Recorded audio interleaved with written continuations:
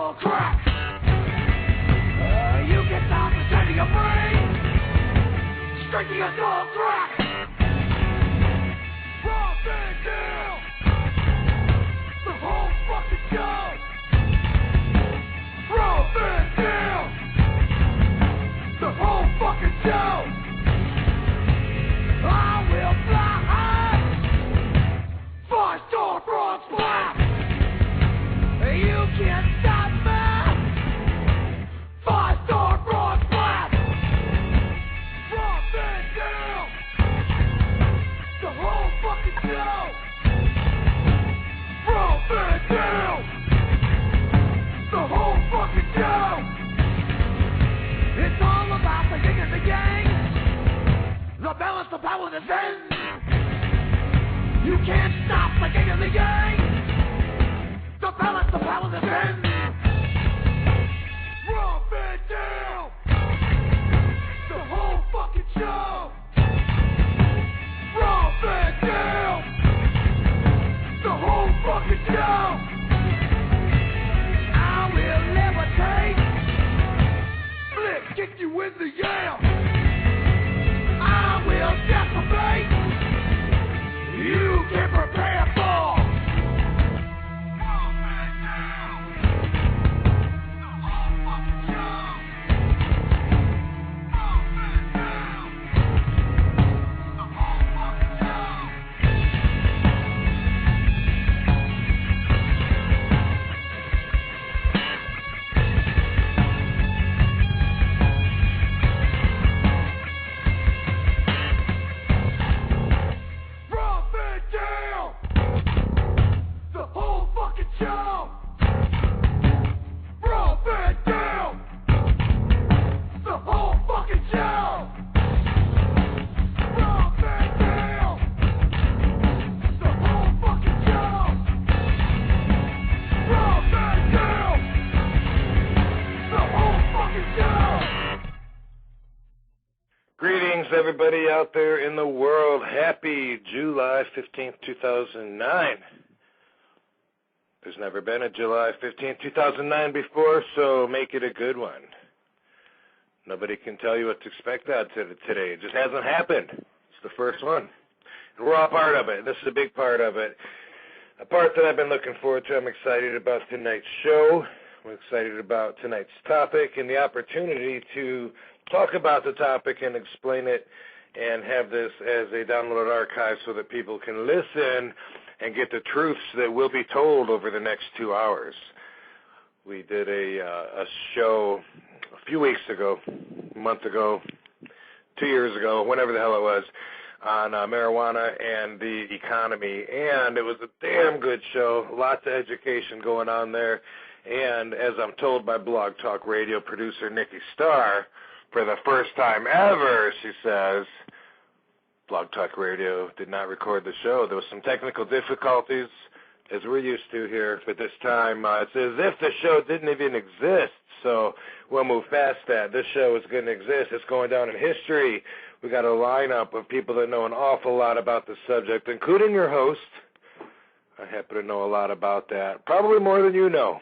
We'll find out, but I want you to know more about it than you probably care to know about it. I'm not trying to force it down your throat. It's just, we all have something that bothers us about people that we say, we kind of hold it against for. We think like they should be ashamed. You know what I mean? We might keep it to ourselves, but some of you look at somebody and you go, oh, he should be ashamed of himself, letting himself get that out of shape. And you just kind of like feel that, oh, that guy should be ashamed of himself, letting her carry all the groceries in. You know what I mean? For me, I kind of feel like people should be ashamed of themselves for not using common sense, for ignoring it. And that's why I speak with conviction when I talk about our subject. But every week when we do these shows, I always forget to plug shit.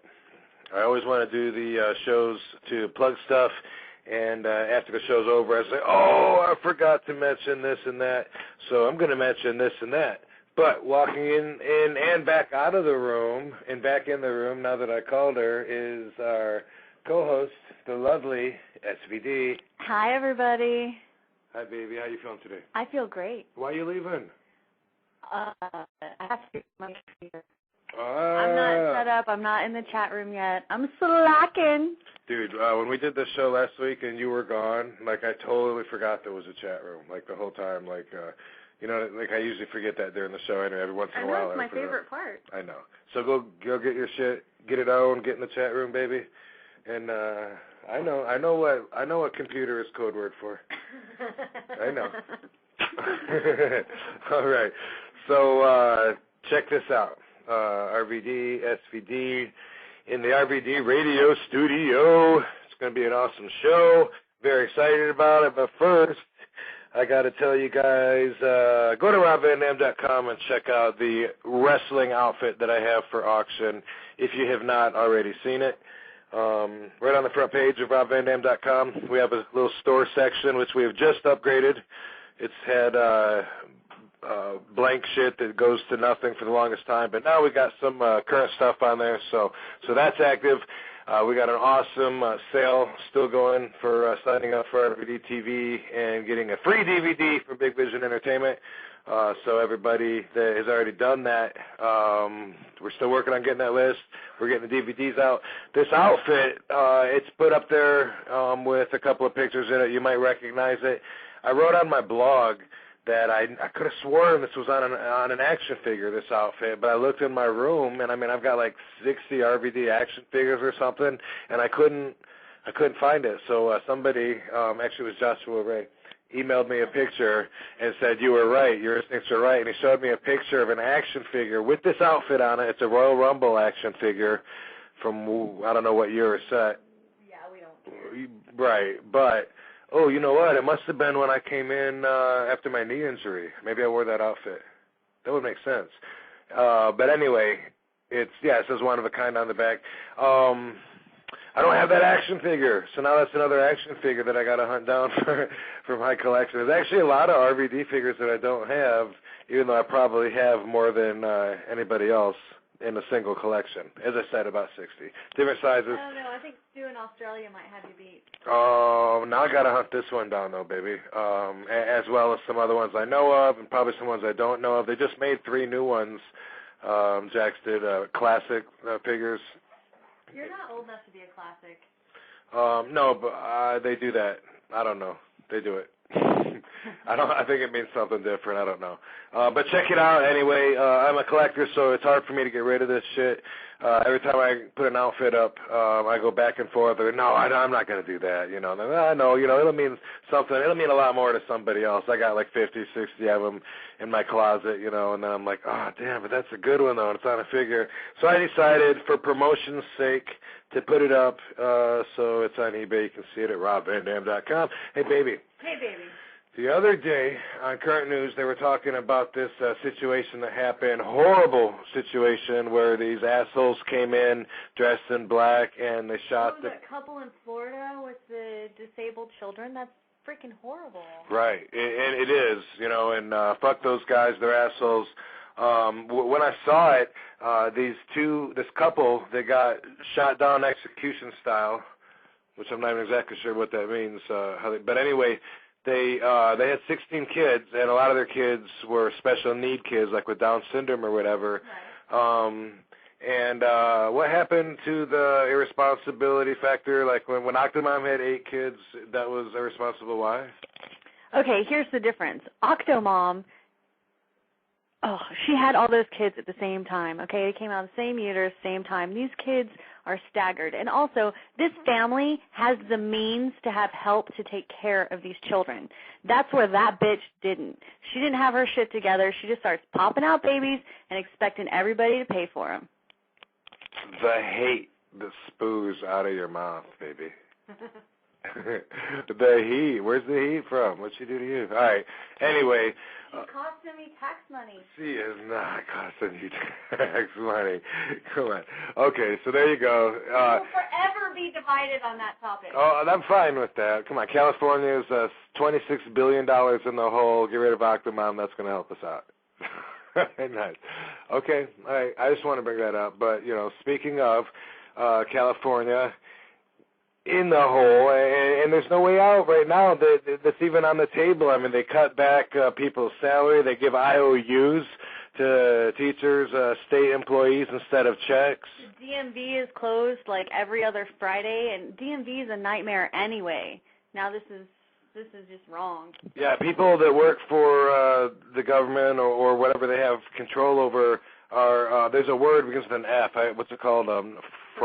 Furlough. The furlough days where they're forcing them to take like 3 days a month off now. Someone was just telling me that his mom has to take 3 days a month off work now, which is 15% of her monthly work, you know, and they're making all these cutbacks, and California's sinking deeper in the hole. It's my favorite state. Obviously, that's why I live here. I wasn't born and raised here. I love California. I love every day. I love the weather. Grateful to be here, and I don't want to see the state foreclosed on. An issue that's on the table right now is to legalize marijuana for the sake of the economy. Here's a couple of facts that I'll give you about it. And here's something, too. If you don't live in California, you probably know they're considering this on a national level, too. I believe California will probably set the trend. First off, if you're thinking, no, that wouldn't be a good idea, keep it illegal. Here's what you're saying. Keep pissing away money towards prohibition that's going nowhere. You're funding a drug war, a war that you can't win. It's actually impossible to win this war. 70-some 2 years of prohibition now, and marijuana is the largest cash crop in California.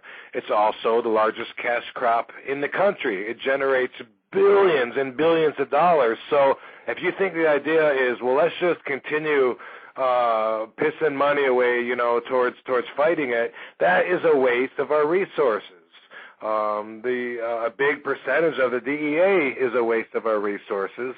But you know, I don't want to frighten you right off the bat, but just try to talk some logic to you here. Marijuana is the number one cash crop, and it has never killed anybody. It cannot cause a lethal reaction. So why do we not legalize it? What's the downside? They say, well, what about the social cost? The social cost, for the most part, I see as family members and work giving you shit over something they don't understand. The whole basis for prohibition for marijuana has always been misinformation. Purposely, intentionally deceitful information that they pump into your brains so that you will be afraid and so that you will keep it outlawed. They've always done that. They still do. I don't know if you saw me the other day on MSNBC. It was last Thursday.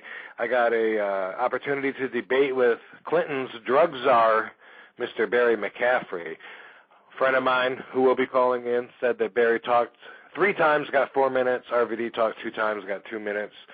We'll talk about that later on, too. But his argument is cigarettes kill people, alcohol kills people. Why should we let another vice into society? Well, it's already there, Barry, and it doesn't kill anybody. That doesn't even make any sense. He said, well, we got to keep it away from kids. Yes, that's why we regulate it and tax it.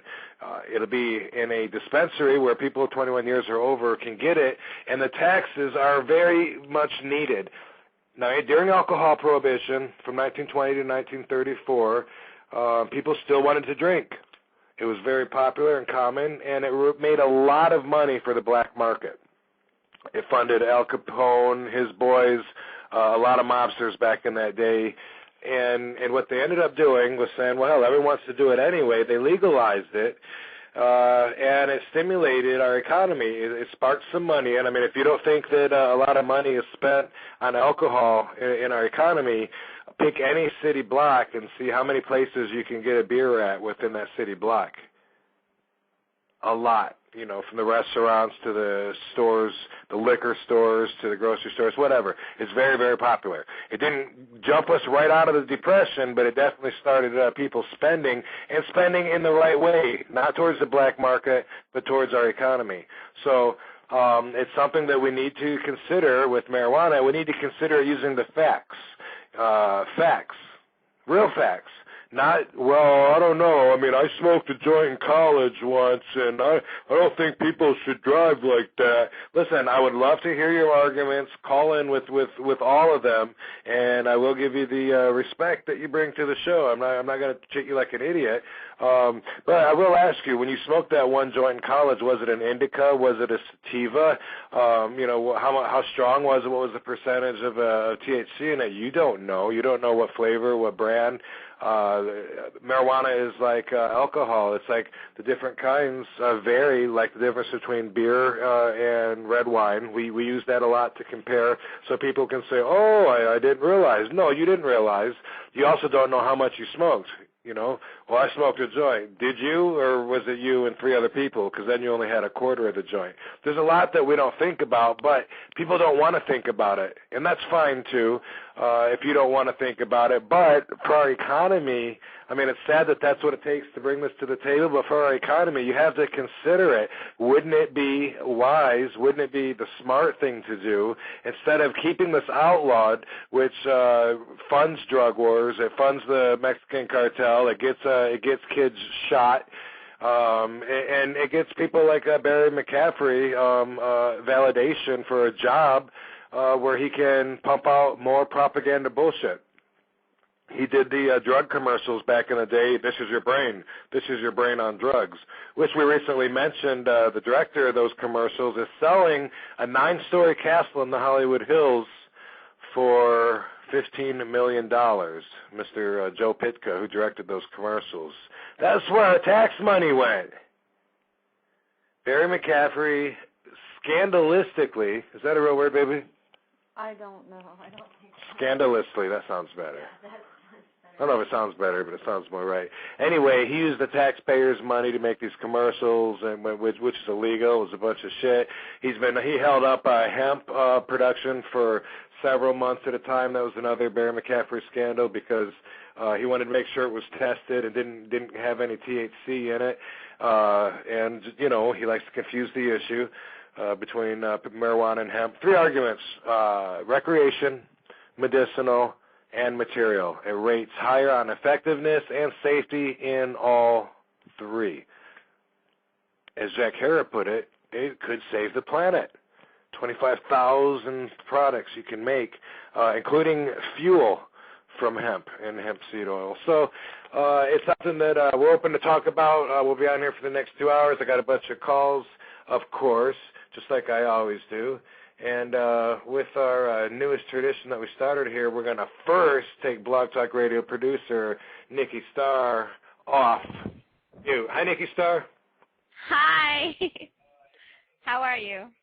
Awesome, dude. I'm pumped about tonight's subject, man. I hope a lot of people download this, and I hope I get them thinking. They will. I want to let you know that I saw you on MSNBC. I'm not really quite sure. I'm not really quite sure who was the person that was supposed to be the expert against you, but I'm really impressed with the way you present the things that are facts, and you keep out emotion. I just want to let you know that. I was really impressed. I appreciate that, because when I watch the footage back, I think by looking at my face, I look disgusted. Well, you did, okay. You didn't look disgusted. You look like appalled, like, what the heck? But okay, because that is how I feel when I'm there, because I know that, first off, I'm not a debater. I'm a mass debater, but that's something different. Never mind.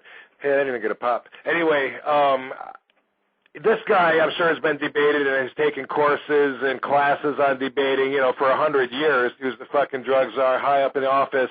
And he intentionally uses that time. He's only got like 1 minute to talk. So even though he knows what he's saying isn't true, he's trying to use a tactic called deceit and say, well, if marijuana's in the 7-Elevens where kids can get it, it's going to be dangerous. He threw that out there knowing...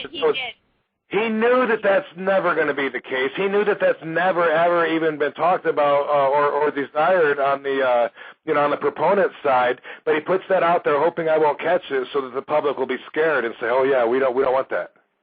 Let me ask you this, all right, right quick, because, it's not – I don't care either way. I think it should be decriminalized. I think it should be treated just like alcohol.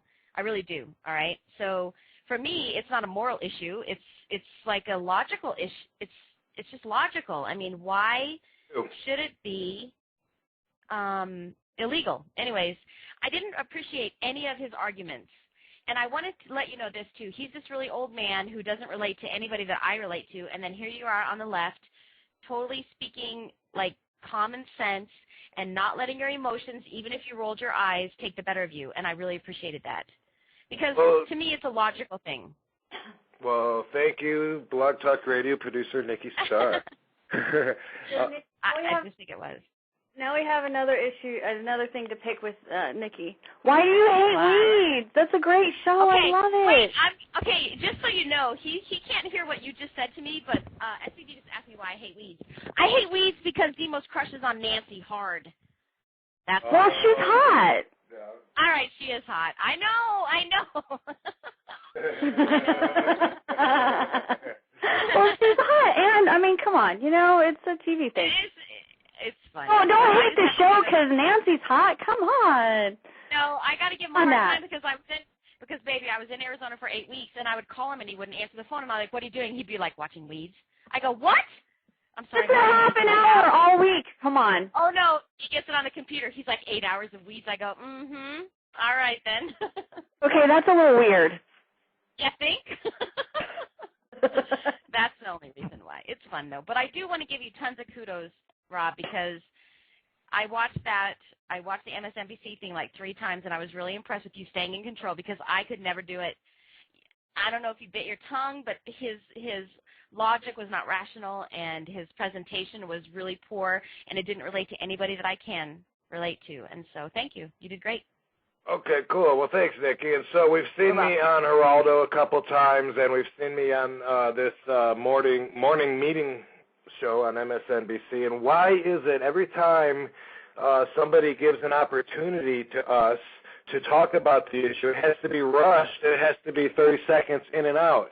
That I don't understand. I would love a platform, and of course that's what this episode is today. RVD Radio is my platform where I can talk about that. But I would love for somebody on television to have the balls to say, let's do a 30-minute segment and really open this up and really take an honest look at it, because in that amount of time you got to think about, okay, I got to make a couple of points real quick that'll stand out.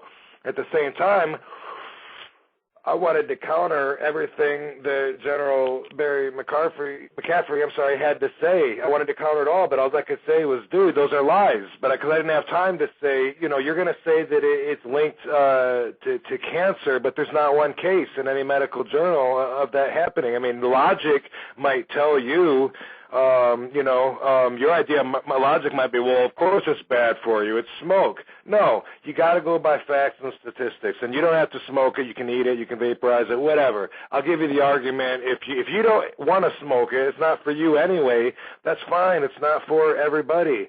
I'm not defending a lifestyle. I'm defending this fucking plant that's never hurt anybody, and it's all lies. So let me tell you this.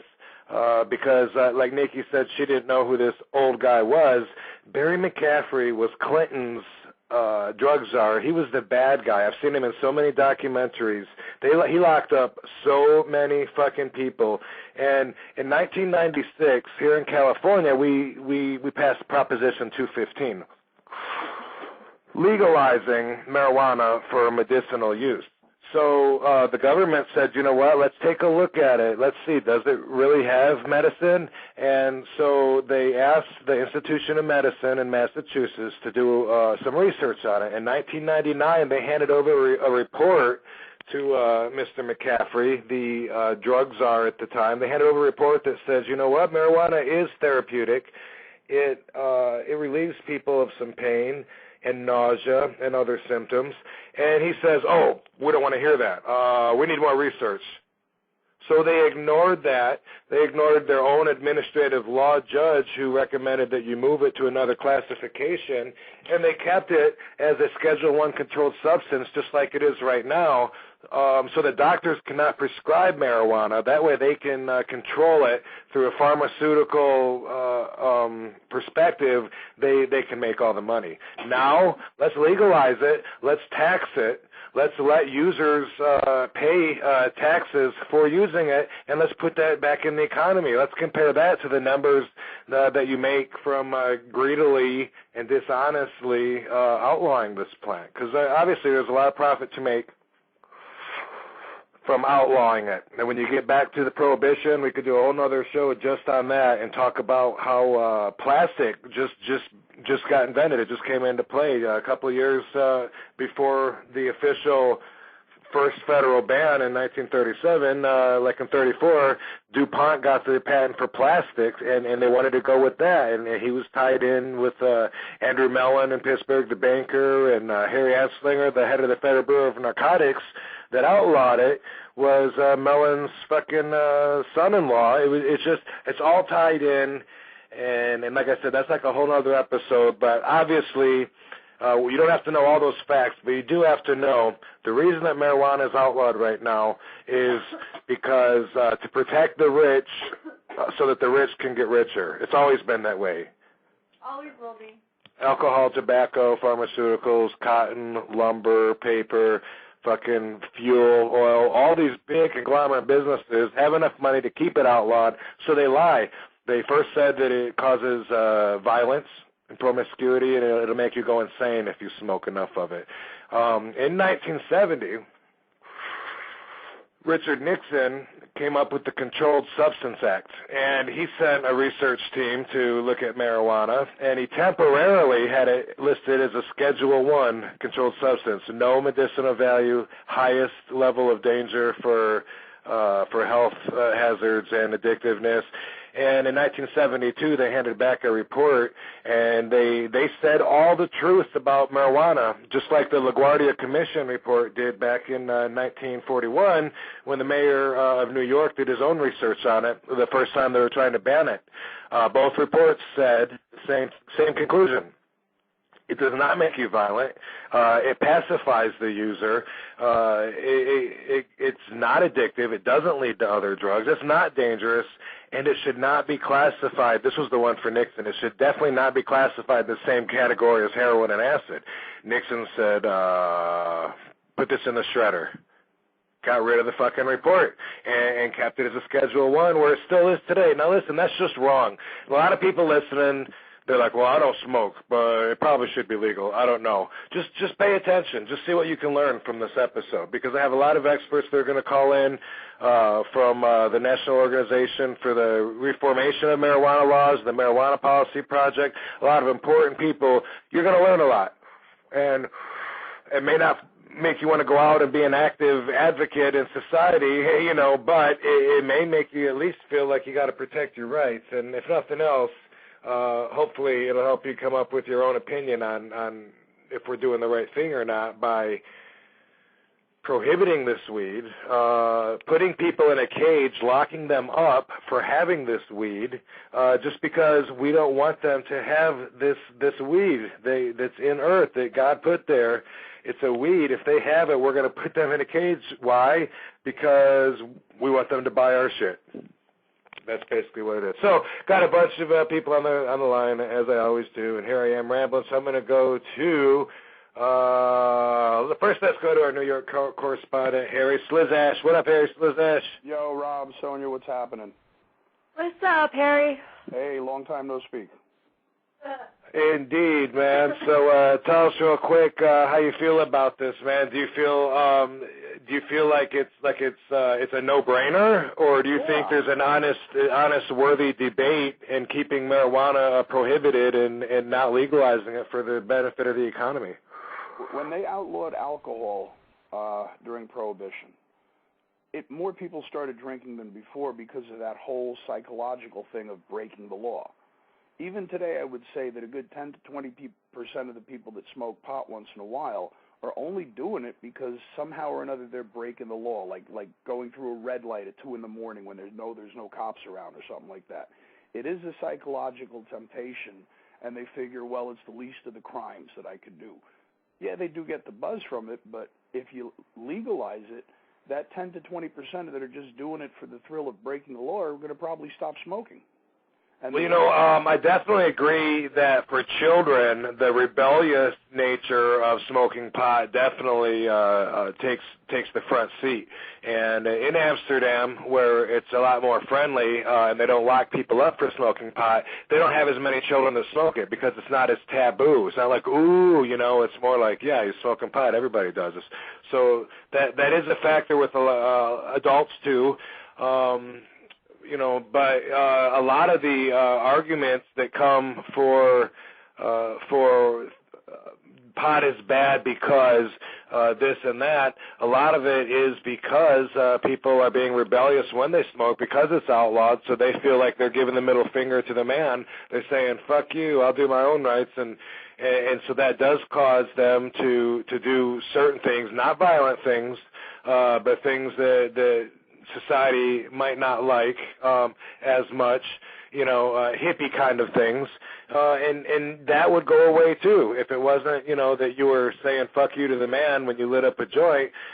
Then it wouldn't be a goofy, silly thing. People wouldn't smoke. Dude, we're fucking getting high, bro. You want to get high with us? Come on, man. I mean, that would go out the window, and it would be more like a conscious, mature decision. You know, why, yes, I would enjoy consuming that cannabis with you. Yeah, Thank you. Those are usually Thank you for relieving my stress. And those are usually the people that get into the car accidents and what have you that you read in the paper. It was my first time ever smoking marijuana. I got into a car accident. Well, you shouldn't have been, you know. That's like getting behind the wheel when you're drunk. It's irresponsible. Yeah, you know, when a lot of people say, they go right to that, like, no, I don't think we should legalize it because people will drive around high. Okay, obviously, I mean, you can say, do they drive around while they're drinking beer, whatever. People that smoke 24/7, that smoke around the clock and are used to smoking marijuana, some of them can drive fine. They can do everything. They can function. You know, pro athletes, accountants, number counters, fucking bankers. There's people that we call functional stoners that can, you know, they can smoke. The one guy, he's real famous on TV, Irvin Rosenfeld, because he is one of the very few still alive that actually receive marijuana from the federal government, from a program that they started back in the day and they ended in '91. They're waiting for those guys to die off. They grew marijuana for this little program to test it, to see if it had medicinal value, and these guys are grandfathered in. I think there's five or seven of them alive. Irvin Rosenfeld has this painful disease where bones are like they angle out and they poke out through his skin and all kinds of shit. So he's an accountant, or he's a day trader, and you see him on documentaries and interviews all the time. He says, yeah, I wake up, I smoke 2 joints in the morning, I smoke 1 on the way to work, which, there you go, he's smoking and driving. You know, he smokes 2 on his lunch hour, and you talk to the guy, you know, he can function fine, he's adding numbers up. It affects everybody different. And also it depends on how much they use, but it depends on, you know, what kind it is, which a lot of people don't know. But as far as the driving while smoking thing, for the sake of the argument, I'll go with this. This is something I came up with the other day that made sense to me. Driving while smoking pot is probably irresponsible in the same way that I think talking on a cell phone while driving is irresponsible. A lot of people can do it. They feel like, you know, they can handle it fine and that they're not putting anybody at risk, but at the same time, other people can be like, oh, that's rude. You know what I mean? I agree with that. You know, it's just a psychological thing with too many people out there that it's been ingrained in them that it's evil. And no matter what you do, you can't change their mind. But look at it like this. All these people that are out there buying it, that money could be going to the economy, like you've said over and over again. You know, it's just a no-brainer. Legalize it already. People are because they're not going to end it. All right, so yeah. All right, so thanks, Harry. I know you're going to hang out for the shizzo. I'm going to go to a couple of my other callers. And there's a ton here. Who should we go to, baby? We'll go to, we're going to go to Mr. Hal B. Klein because first time on the show, Hal B. Klein contacted. How you doing tonight, Hal? I'm fantastic, man. How you doing? Awesome. Good. Okay, so we got Hal B. Klein. In case you guys don't know who he is, He is an actor. How would they know you? Do they know you? Not yet. Some of them might. I was in a movie called Bottle Shock that was out last year. That was all about wine. Okay. There are a lot of okay, right on. So after I did this appearance on MSNBC last week on Thursday, Mary from Marijuana Policy Projects, I think that's who it was, some common person anyway, said that you had called them or emailed them or something to tell them that you thought I did a good job on the show. Yeah, I thought you did great, man. I do advocacy work with them. I'm working with them on developing a couple public service announcements right now. What are they marijuana related? The Marijuana Policy Project? Yes. Yeah, they are. They're a wonderful organization. It's I'm sorry. Yeah. I'm sorry, Hal. I meant specifically the public service announcement. Yeah, the one that I'm working on right now is showing that, because there's this whole stereotype that anyone who uses marijuana is like a stoner that, sits on the couch and eats Cheetos and watches reality and does nothing, and which is completely fabricated. Most people that smoke marijuana do a whole host of things, and so it's just showing that there are a lot of successful members of society that smoke marijuana, and it's not this evil drug. It's, since the 1930s, marijuana has been lumped in this category of drug that includes, every single drug, whereas marijuana isn't that way. How the fuck are you going to do a public service announcement like that without Rob Van Dam in it? Hopefully Rob Van Dam's going to be one of the people that's in it. Fuck yeah, I hope so, because this is the thing that bothers me. The couch potato on the commercial that can't get off the couch because he smoked too much pot, that guy's a cartoon. The fucking Olympic champion, Michael Phelps, they got caught with the water bong, that's a real guy. Why don't people give that enough credit? They see that the world's greatest athlete is associated with marijuana, and instead of wanting to learn how marijuana could possibly be a key to success, how it could possibly attribute towards, maybe attaining some goals that these successful people in life have done. Instead of that, they want to bring him down to their level. They want to all of a sudden call him, he's got problems, he should go to rehab, he should come clean, drop sponsorship of him, kick him in the balls when he's down. What's that about? I mean, we got world champions that are coming out as using, just like back in the day they said NBA basketball players, they said at one time 70% of them were smoking pot. Okay, these guys are great athletes. Why is it that we want to take that away from them so that they can be miserable regular people too? It's completely ridiculous. You have last year's National League Rookie of the Year, Gianni Soto, admitting to smoking marijuana. You have Santonio Holmes, the Super Bowl MVP of last year, admitting to smoking marijuana. And so to still have this myth to say that it somehow disables people is just completely ridiculous. I mean, the greatest athletes in the world. So there we go. There's three of the greatest athletes. The greatest athlete ever in Michael Phelps, the Rookie of the Year, the Super Bowl MVP, all smoke marijuana. And so to have this myth, and to have this thing that it's just, drug users and gateway drugs, and if you smoke pot, you're going to eat Cheetos and do heroin. It's just, it's absurd. It's completely absurd. And I think, what I loved about your interview and what I loved about you said now is that education really needs to be part of the whole mix. Yeah, which is what we're doing on this show right here. That's obviously how they try to win their side of the battle too. They go through education and they say, hey, let's fucking lie and misinform them. We'll start when they're young, and then their whole lives they'll be so brainwashed that they won't even use common sense to think about how ridiculous the shit is that we told them. Because it's pretty ridiculous to think that there could be a plant or anything that once you smoke it, you take it, whatever, that boom, it's going to somehow magically make you want to do other drugs? Yeah, suddenly, like you smoke pot for the first time, and then next week you're in a crack house. Yeah, I say this. And that all actually comes from when Anslinger, when he was looking for reasons to make marijuana illegal, he went through a whole host of other things. His initial reason was that marijuana made you crazy. But then what happened was real criminals started saying, I smoke marijuana, I'm crazy. That's right. That put me in jail, so he couldn't use that anymore. And so eventually he just settled on this whole gateway drug thing, which there isn't any research which indicates that it is a gateway drug. But and then in 1948, they actually completely flip-flopped when they thought about possibly legalizing it. They said Anslinger was still on it, and the reason they decided to keep it prohibited at that point, they said it would cause Americans to become such pacifists they would be susceptible to a communist takeover. You heard that one? They don't become commies. Crazy shit, yeah. So, I mean, they flip-flop their story, and the public just goes with them. Oh, okay, all right, whatever. It's all bullshit. I happen to know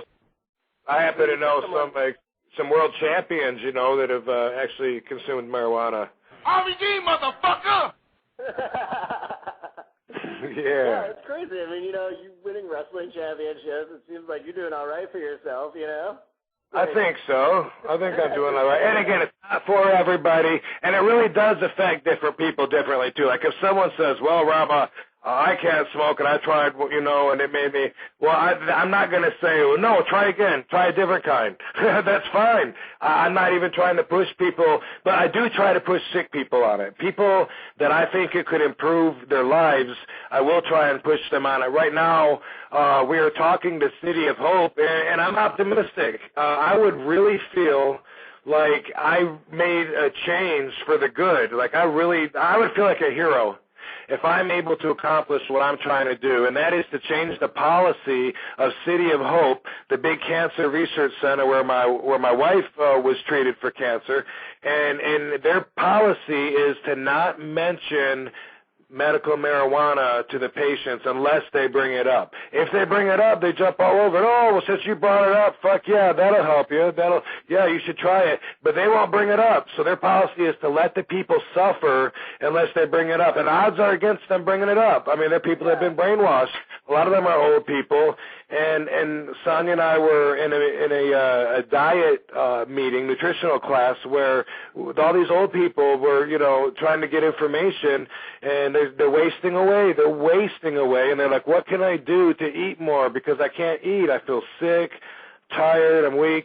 And they say, eat more anyway. Just force yourself. Drink milk instead of water. Sprinkle protein powder on your food. More calories, I said, what about medical marijuana? Well, since you brought that up, thank you. I'm glad you brought that up. Yes, patients have said that it works wonders for them. That really pisses me off. I'm trying to make a change myself. I'm talking to people in the higher-ups there at City of Hope, and if I could change their policy to where they would mention that would be one of the things that they brought up, and I know that because of that, it could help so many people that are suffering. It could ease their pain, their nausea,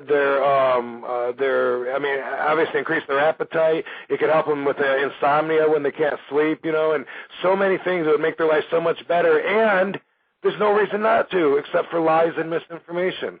And the irony of it all is that half of the reason they have the pain and the nausea and can't get up is because they're on so many other drugs.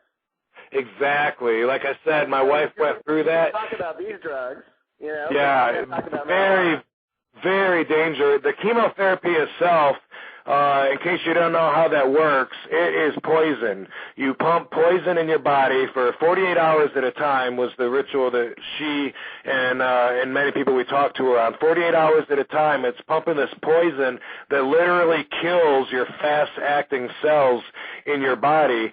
It goes after the cancer, but that's why people lose their hair and all kinds of shit with their skin. It's like it's poison. It really is, and it makes them sick. It makes them feel bad, and they go through this for 6 fucking months. Or I'm sorry, was it 6 months? Yeah, fuck, it was 6 months. In hopes of increasing the chances that nasty fucking cancer won't come back. It's that, talk about drugs, yeah, and then they won't consider marijuana. You can't get more organic than that fucking plant marijuana that grows out of the ground. Yeah, it's really absurd, and I just, and I think hopefully it seems, the good thing is, the hope is that this is becoming a topic again. We went through 8 years where nobody talked about this, and now, maybe right now you're getting the short shaft on MSNBC and he's getting 5 minutes and you're getting 2 minutes, but at least the discussion is happening, and I think the more people like you are out there, the more people like me are out there, the more the discussion will happen, because I feel that when you have a logical argument about why it should be legal, people eventually will listen if you say it enough. Well, I believe so, too. That's why I won't stop. I believe eventually the truth will prevail. and people are going to hear it enough to where they believe it, and they realize how ridiculous it is. Everybody knows Reefer Madness was ridiculous. They laugh at that movie, but they don't understand that that's really what they told people it did to them.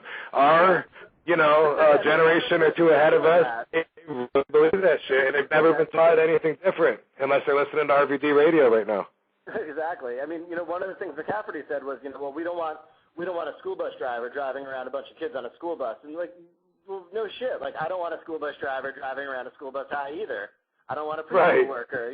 Like, if you have sensible regulation, that's not going to happen. And frankly, the school bus driver who's going to get high and drive the school bus around is probably doing it now, and legalizing it and regulating it is going to give him the education to not do that and know the dosage that he's taking and know what he's smoking and be able to go in somewhere where they could say, this contains this much THC, this contains this much CBN, and this is the dose you need to be functional, instead of just like, oh, I got a joint from a drug dealer and I'm going to smoke it.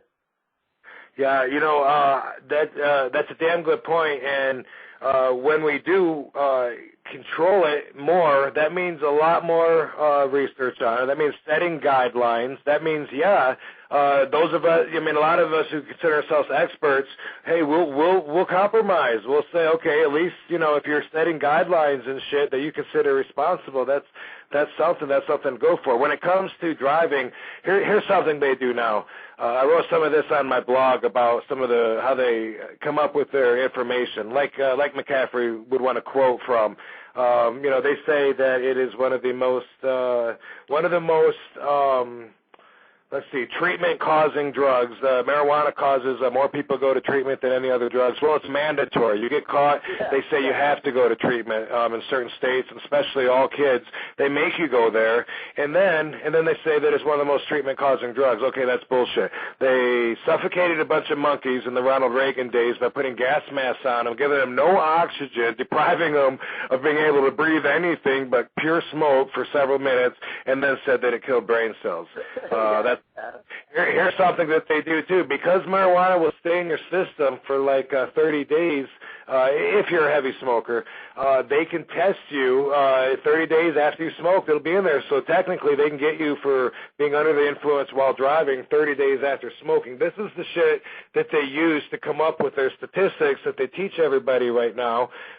When you're reading all this information that they got, from their variable experiments, a lot of it is complete bullshit where they manipulate the numbers, and that's something to be aware of too. So I want to make sure everybody knows that shit. There's a magazine called Treat Yourself. I guess a lot of people have heard of that. I didn't know about it when this person, Allie, had emailed me asking me a few questions about being an athlete, the possible benefits from using marijuana through athletics, a couple things. And I was talking to Allie, and I invited her to come on to the show. And so she's here right now, so I'm going to jump to Allie B. Did I get that right, Allie? Is it Treat Yourself magazine? Yeah, it's Treating Yourself magazine. I knew I fucked it up. Sorry. Okay, so Treating Yourself magazine, is it an online magazine or is it an actual paper publication? Both. It's both. Okay, cool. So what did you do a story where you quoted me, or was it a story on me, or an interview, or what did we do?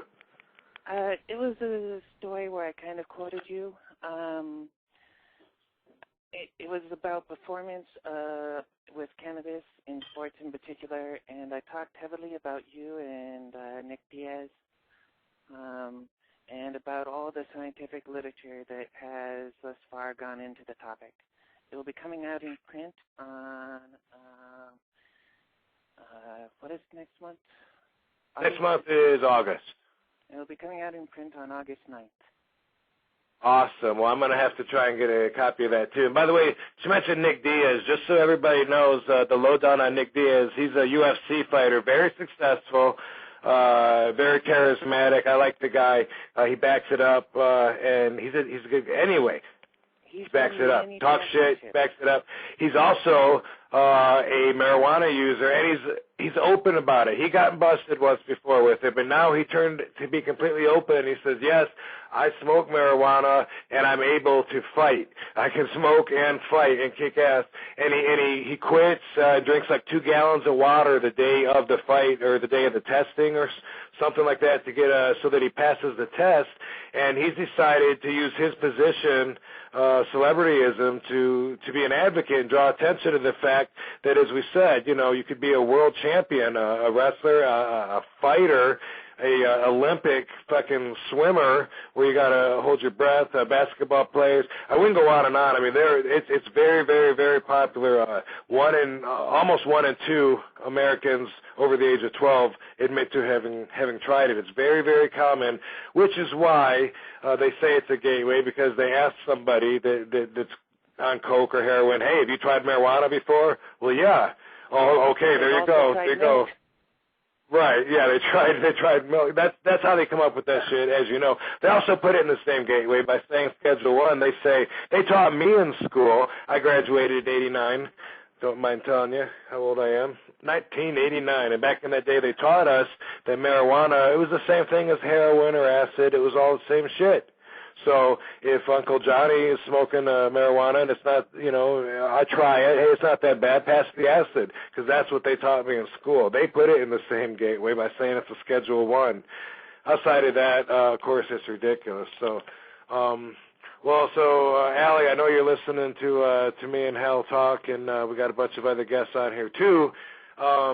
You must have some opinion that you can leave with Bam. Like, if we could get just a quote from Allie B on the subject of marijuana and its place in society. Bam, let's hear it. Give us some wisdom. Spread it on us. Basically, what I wanted to say has to do with how medical marijuana fits into this, and the fact that medical marijuana as a treatment has minimal side effects compared to most other drugs for a lot of serious conditions, like chemotherapy agents. Medical marijuana can act on its own in many situations as a chemotherapeutic agent, and as such, makes it possible for people with these conditions to actually keep working, remain part of the workforce, and to be a net gain to societal resources instead of a net drain. I don't really mean any disrespect to people who can't work, but really, there you have it. And in a lot of states, like Oregon or California, there have been rulings saying that therapeutic cannabis users can be legally fired for testing positive for cannabinoids, and this makes them, again, a net drain on society once they're fired and no longer able to work. It's ridiculous. I agree completely, and that's something, too. You know, like a lot of people ask me when it comes to drug testing, you know, if it's legal, does that mean, you know, if it shows up in the drug test, can you still get fired for it? What's it's legal, this and that? My understanding is that it's the employer's discretion of what they want to test for. Everything that you test for, I think, costs more money. When I was with WWE, they would do the drug test. When I was there, they didn't test for marijuana, but they were testing for steroids and for, like, painkillers, a huge list of a bunch of pharmaceuticals. But they have to, you know, retest it for marijuana, or it's completely different tests, you know, for different things that show up. I believe that's all just up to who's doing the testing. You know, if it is legal, then there's got to be a place in our society. Like I said, if it's going to stay in your system for 30 days, there's got to be a place in our society for some acceptability. You know, we have to accept this might show up in your system, but you might not be high right now. That's something. Yeah, hopefully we'll get there. Indeed. So, all right. So, Hal B. Klein, L.E.B., and who else do we got online? SVD. We're going to take another call. We got a bunch of calls. Let's go to this guy, because we know he's got a lot to talk about. Our law official. Maybe you can tell us a little bit about the dangers of marijuana from his experience with busting all these hard criminals on the street that are just out causing all kinds of violent, malicious acts while stoned on marijuana. What's up, Officer X? What's up, guys? How's it going? Dude, it's good, man. We're having our show. Officer X, motherfucker! Yeah. I know you've I know you've got some experience. Dude, SVD is so over the Bad Cop song, so I just got to warn you, that's going to go as soon as I can figure out how to delete it. No, you're going to torture me with it. So, you know, we've talked about this before, Officer X, and your statement, I can say it for you. You catch people sometimes that are on marijuana that are intoxicated from marijuana use. They're the criminals that you don't worry about. They're the ones that aren't causing any trouble, that are mellow, and it's by far, out of everybody that you ever have to deal with that is causing problems in society, it is people who are affected by the drug called what? Marijuana. Alcohol, dude. Come on. Tell us the truth. Tell us the truth. Booze is the worst. By far, right? By far, yeah. Even Barry McCaffrey admitted that, you know, and somehow he tried saying that's a good reason to keep marijuana out because enough people die from alcohol and cigarettes. Excuse me, no one's ever died from marijuana. That's why we legalize it. A lot of people would change. They say, no, you're putting another vice in society. I think a lot of people would not smoke cigarettes. I know. I have friends that would not smoke cigarettes if they were allowed to smoke pot instead. Yeah, but cigarette smoking's bad. I mean, anything that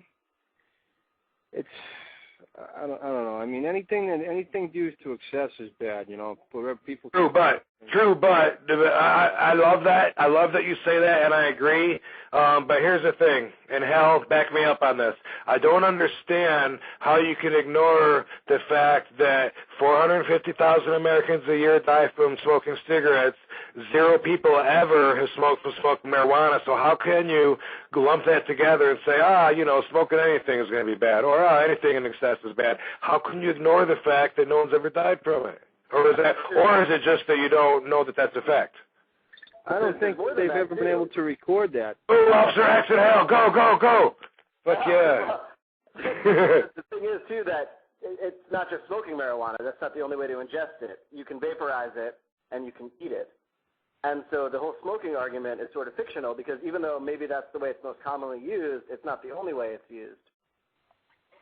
Right, totally. Cigarettes, it's cigarettes. You smoke a cigarette. Like, I mean, I guess you can chew tobacco, but you can't accurately say that no one's ever died from marijuana. As a direct result from smoking marijuana, I can say that there is not one case reported in the history of the planet that you can find for me, or I'll go do that signing in New Jersey for you. If you can come up with a case of someone that died as a direct result from the marijuana. Now, if you're telling me that somebody got shot by a drug dealer or by a cop because they had marijuana, the pot didn't kill that person. Now, what about a guy who smokes too much weed? Who stole the fucking dope? I did. Oh. What about the guy who smokes too much weed and walks into traffic and dies? Well, then the car is what killed him. With cigarettes. The impaired mental state. But listen, I'm not even trying to be funny. I'm being completely honest. If you walk into traffic and a car hits you and kills you, then that was the cause of death. With alcohol, you drink enough of it, the cause of death will be that alcohol. It will rot your fucking liver. Over 150,000 Americans a year alone in the whole planet, millions die as a direct result from the toxic poison that they're putting in their body. Same thing with cigarettes. It goes into you and it kills you. It'll fucking eat your lungs or whatever. I'm saying you smoke marijuana and a car hits you. That's completely a different situation. What about the guy who never smokes cigarettes, who's a heavy marijuana smoker who contracts lung cancer? Find me that case. Find me that case, and if the doctors attributed it towards marijuana, then I will admit that I am wrong up and down, and so many advocates, that spend a lot of time and energy professing the truth that I am right now. I had a doctor tell me when I argued this with him, a doctor say, well, there has been there's been 2 cases of deaths caused from smoking marijuana. I said, no, there hasn't. Who? And he said, well, it was Bruce Lee and Bob Marley. You gotta be fucking kidding me. Bob Marley died of a tumor in his toe, and Bruce Lee, as mysterious as that death was, nobody thinks it was, I mean, he did smoke hash, nobody thinks that that's what killed him. This guy, the doctor that told me that, and any of the doctor that says, oh sure, you know, I mean, people, they don't have the balls to find me a case to prove it. That just tells me that even doctors get tied up into just giving you the same propaganda bullshit, you know, just like, you know, cops can kill their wives and preachers can be gay and fucking, you know, teachers can kill kids. I see it on the news all the time. You know, doctors can fucking lie to you and tell you bullshit too. But there's a website, I think it's called Medical Pop Journal or something like that, and you can look it up, and please do. Try and find me a case, because someone that smokes marijuana and gets lung cancer and the doctor attributes it towards that, he's going to make history. Yeah, they can't attribute to the air, to all sorts of shit. It's probably a contributing factor. So now you're a doctor? No, I'm not a doctor, but I'm saying it would be a contributing factor. Okay, so... Say some guy gets high cholesterol, right, because he eats 2 gallons of ice cream a day, right? And the fat fuck eats himself to death, right? Are they going to say cause of death ice cream? Well, listen, I'm not defending a lifestyle of any kind, you know, and as Hal said, I mean, you can vaporize it, you can eat it. I can't argue that putting smoke into your body is going to be a good idea. I can't say that. What I can say is that it hasn't killed anybody. There's been no deaths caused from that. And if you want to say, well, maybe it was a leading, you know, it was a cause with other things, that brings up something that I want to spit out real quick, and you can probably back me on this, being a police officer. Let's say there's a car accident at a busy intersection, and you find marijuana in the trunk of the car. What are the chances that that's going to get reported and that's going to get out there as if it was a drug-related accident? 0. Really? Yeah, just 0. because, is that just because you're the one that's on top of that situation and you wouldn't let that happen, or do you think that that's not? No, because if the drugs are in the trunk, right? First off, if the drugs are in the trunk, there's no reason to look in the trunk. And if the drugs aren't in the person's body, what would that have to do with drugs? There's nothing to do with it. Bad car accident, boom, the car gets smashed up, the pot flies out of the trunk, it's now on the road. One of the first things you see when you walk up to it. Now what? Yeah, but why is that a drug-related accident? It shouldn't be, but that's the way that they do bullshit. You know when Charles Manson and his group... Every time the 18-wheelers get fucked up and tip over into a beer truck, no one says alcohol was involved in the crash. Okay, if you say so. I know that, like, any time any wrestler has died and there's steroids in the apartment, they automatically, you know, call it a steroid-related death, even though the steroids were under the sink in the bathroom or something. Do you know when Charles Manson and his group of idiots came down and they killed Sharon Tate and the people that were in Roman Polanski's house back in 69, they first, because there was like marijuana and some drugs found in the house with all those flashed up people, they first wanted to write it off as if it was a drug-related fucking crime, as if it was some drug deal gone bad or something, just because of some shit that they found in the house. In the meanwhile, Sharon Tate with her fucking baby carved out of her stomach and fucking, you know, the knife holes like, you know, like she was a pincushion, and helter-skelter going on. They went on to the next house. They didn't even see a relation between that and the next house. But anyway, and as I said, it'll be in their body, you know. Let's say I get in a car accident, and I die. And during the autopsy, when you're looking at my body, the toxicology report, you see that marijuana was in my system because it stays in my body for 30 days. Maybe I smoked 2 weeks ago. Now that's going to get reported. They're looking for what's going to show up in that report, and they're going to give you what's there. No, that's how they do shit. Be way too low. The levels would be way too low.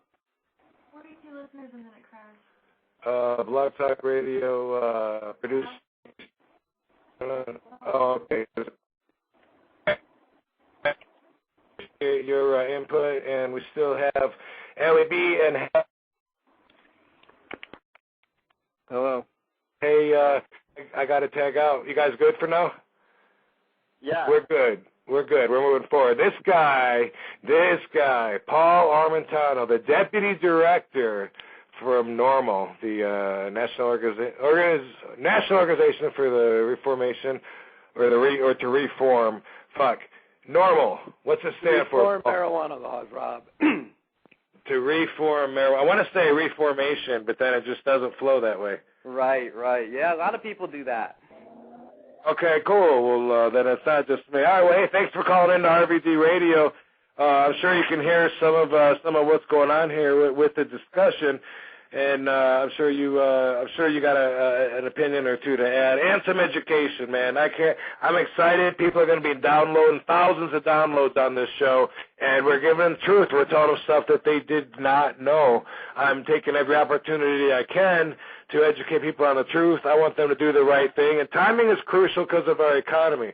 Paul had emailed me asking if I would be interested in writing a little forward for his book, which was phenomenal. I read this book. It's Marijuana is Safer, So Why Are We Driving People to Drink?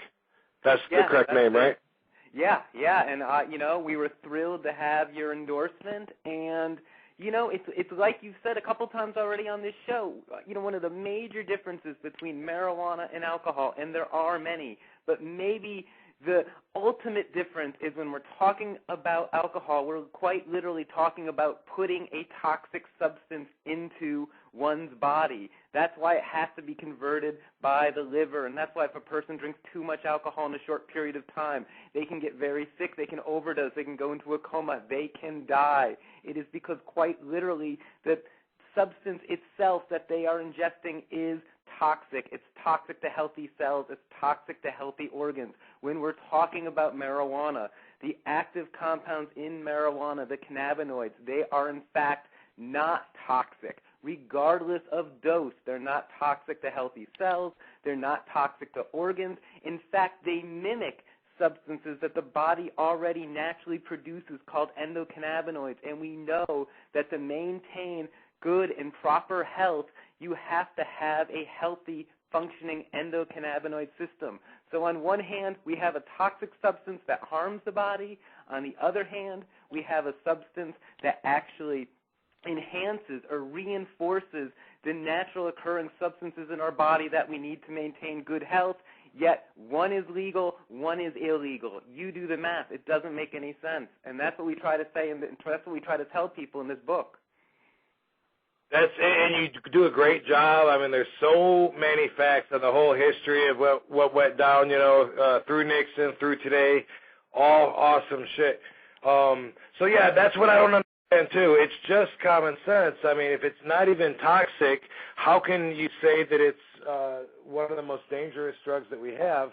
Obviously, Paul and I agree, but a lot of other people, I would just love for people to offer something be considered logical in that area, because it just seems like a no-brainer to me. Like you say, it's not toxic. It cannot cause lethal reaction, but still, don't smoke it, eat it. Now, Paul, if you eat it, it does go through the liver, so like alcohol. So at that point, is it considered toxic, or not so because it just isn't bad? That's actually an interesting question. The effects are actually quite different when a person takes marijuana orally. There's delayed onset. It takes much longer for the drug to take effect. And actually, the drug is much more psychoactive when a person ingests it, because there is a conversion that takes place. THC, the main psychoactive compound in marijuana, when a person ingests marijuana orally, is actually changed. It becomes a more psychoactive substance with a ridiculous chemical name I won't bother to give people. But the irony is here you've got the federal government telling people, don't use natural marijuana, don't use smoked marijuana, use this oral pill Marinol that's 100% THC. Remember that next time they tell you that marijuana today is more dangerous than it used to be, because it might be 8 or 9 or 10% THC today. But meanwhile, the federal government says 100% THC is no problem whatsoever. The irony with that Marinol pill, and one of the reasons people say, patients in particular say it's not that effective or they dislike it, is because that 100% THC, when it's taken orally as Marinol, is actually converted into an even more stronger, more psychoactive substance. So patients get higher than they would ever get by smoking marijuana, and it all comes down to the root of ingestion. But, regarding your question regarding the liver, when a person's ingesting marijuana, there is some metabolism that goes on. It goes on in the stomach and the liver, and I'm really not aware of it potentially being, harmful to people, especially people that already, have a healthy functioning liver. So when we're talking about marijuana's effect on the body, I don't want to give the impression that marijuana is completely harmless. No drug is. There could be some certain groups of people that could be at potentially higher risk than others for side effects from marijuana. But all that said, objectively, it is clear that marijuana, for instance, is safer than aspirin or safer than acetaminophen, which, just the other day the FDA came out and said, we've got to stop having people taking so much Tylenol. It's rotting people's livers. Or aspirin, as I mentioned earlier, a person can overdose on aspirin and die. A person can overdose on water and die. We don't have those sort of problems with marijuana. I'm so glad you're on the show. There's so much information, important information that you are speaking right there that I think a lot of people, how can they argue with that? It's common sense. It's logic. Well, I'm sure the former drug czar would argue, as he tried to argue with you on MSNBC, but most rational people, we hope, wouldn't. Okay, Officer X, what's that for me, Daddy? It promotes laziness. There is a lot of very successful and very busy people that smoke continuously throughout the day, and then there's also a lot of really lazy people that don't smoke. It is something that can be used to help you relax, much like a glass of wine at the end of the day, if that's how you choose to use it. You can also use it, just to relax from stress and to still focus on doing something that takes a tremendous amount of energy. I think that's all in how it's used, to be honest with you. And also, of course, an indica is going to promote relaxation and more of a body high in a much more profound way than, say, a sativa, which is going to be more of a euphoric, more of a head high. So it also depends there on what kind of marijuana you're smoking. What about the side effects from the pesticides used around marijuana? Another reason why we should legalize it and regulate it. When people say stuff like that, they think that they're actually bringing up a good point, but for keeping it prohibited. But that's why we should control it and regulate it. That way we have control. We can go out and we can make sure that they're not spraying nasty shit or lacing our pot with other stuff. That's just like when people say, well, no, people shoot each other over it. Again, that's why we should take it off the market, put it in a controlled environment, study it, do the truthful research on it, vote everyone else out of the office that's already gotten rich off of lying to everybody, and give it an honest chance. And you know what? Watch the world turn around. Well, the irony was on MSNBC, during your debate, General McCaffrey said, we've cut the use of tobacco in half in this country by taxing it, enforcing age restrictions, and putting forward a public education campaign. Well, why wouldn't we do exactly the same thing for marijuana and reduce the rates of marijuana use? When you suggested that, General McCaffrey said, no, we can't do that. That's a ridiculous idea. Well, that's the idea that has been successful for reducing the use of tobacco among adults and young people. That's the formula that we've used in this country to reduce incidents of drunk driving in this country significantly. But so on the one hand, they want to praise that sort of attitude, that sort of formula. But then when you bring up, well, why don't we do that with marijuana? They say that's crazy talk. You just can't do that. They don't even see the irony or the hypocrisy of what they are saying. Yeah, that's they need us to point it out, and hopefully they realize when we point it out. But yeah, and speaking of hypocrisy, just you brought up the Marinol pill. They tell us that marijuana is non-medicinal, and then they create a pill that's 100% THC, which is the psychoactive ingredient in marijuana, and then they sell that.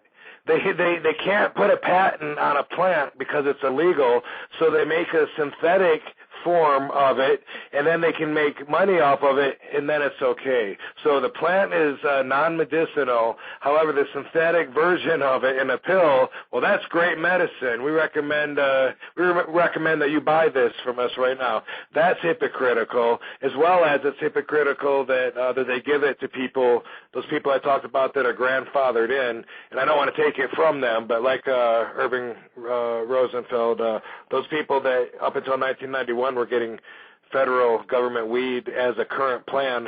Now the plan is post. It's already gone. They're still getting the weed while other people are getting locked up in the cages for the same thing. So yeah, they definitely don't have a problem with being hypocritical. I want to go to another caller. I got a bunch of them on here, as I always do, and Bobby B and Pimpin' Steve are friends of mine from Portland, Oregon, which is where Allie B is calling from as well. What up, Bobby B? How's it going, Rob? How's it going, Sonia? What's up, Bobby B? Oh, shit, we're just sitting hanging around here, you know, smoking and enjoying the hell out of the show. A lot of great. By the way, folks, we do not condone actual smoking. Bobby B does this on his own. You got Pimpin' Steve with you? And constantly. Yeah. And it's a friend with you, too. Is it Radical Russ? Yeah, right here. Radical Russ Beleville. And Bobby, I don't think I've met you, Russ, but Bobby was saying, that you are somehow affiliated with NORML? That's right. I'm the blogger and podcaster for NORML at stash.normal.org. We put a daily podcast out, the Daily Audio Stash, and we report anywhere from 3 to 10 marijuana-related news stories a day. So we see it from all angles, man. Wow, no kidding. That's that's a lot of angles. So listen, what can you add to this discussion here? I'm confused with the lack of interest that people have in even considering the subject of legalizing marijuana, because to me it's a no-brainer. It should have been done a long time ago. It never should have been prohibited. But now when people aren't getting paid for their jobs and the country's taking over our state parks because California's so far in the debt, and the country's not far behind. California's got its own situation here. But we're all looking at what we can do to better the situation. I don't see the cons, only the pros. So I want to hear from Radical Russ. All those news headlines that you're pumping out there on the podcast. You must have something to help enlighten me on here. What is it that people are opposed to? Well, I think when you look at this, there's some very strong reasons why marijuana prohibition remains in effect. One of them is just, the inertia, just that things that tend to be in motion tend to stay in motion, and things that, laws that are enacted and policies that people are used to just tend to stay that way. There's hardly anyone alive today that can still remember when marijuana was legal, when you used to get cannabis in tinctures, in medicine bottles. And if they are, they're in their 90s, and they were kids or young adults when that was true. So I think that's one of the reasons for it. And another reason, I think, is that it's been so intertwined into our society and to our industry and to our economy that it's kind of like a game of Jenga. You know that block game where you pull the blocks out? Absolutely. Block out, so many parts of our economy go through massive upheaval. You got to look at the prison industrial complex, all these correctional officers unions that have so much power and pull in the state legislatures. You got to look at the construction industry that builds prisons, the laundries that take care of prisons, the workers that have to go there.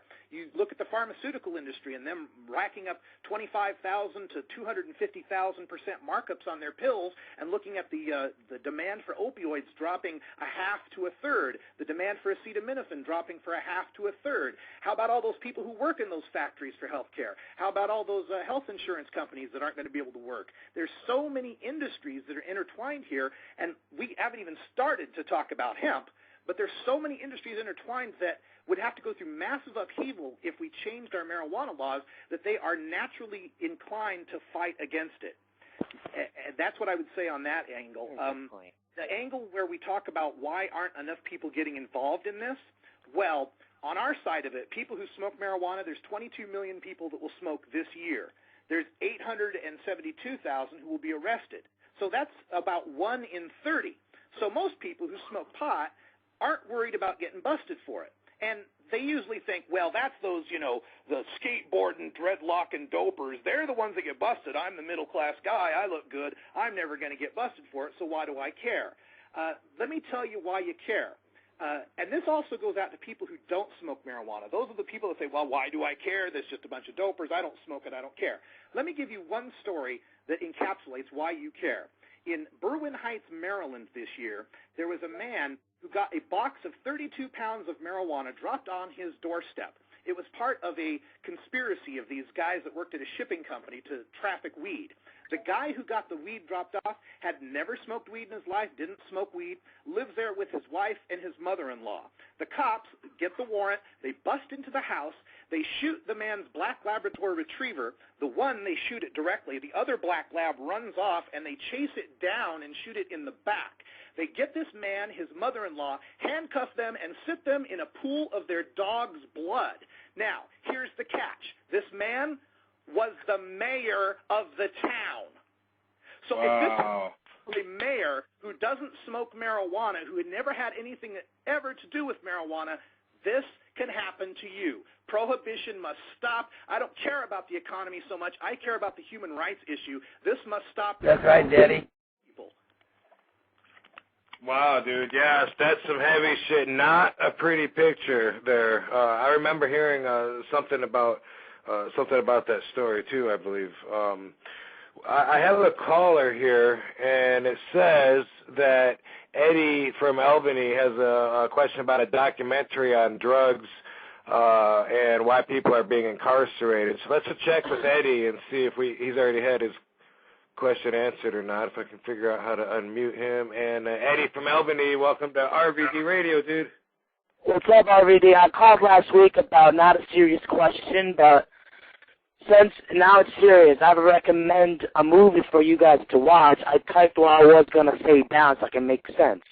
Anyway, the movie is called The American Drug War, The Last White Hope. I was watching the Bill Maher show. Do you hear me? I can hear you, but you're kind of breaking up. You kind of sound choppy. Oh, yeah, it's on, I think. There you go, much better. Okay, it's called The American Drug War, The Last White Hope. And it's an amazing movie, and it shows how people can be incarcerated through private prisons. But the private prisons are in the stock market. These people are making money about how many people are in jail just because they're smoking marijuana. I don't understand this. Yeah, there's no morality, I don't think, to the equation. You know, it's like locking people in cages and, yeah, trading off the prisons based on how full they are, valuable they are.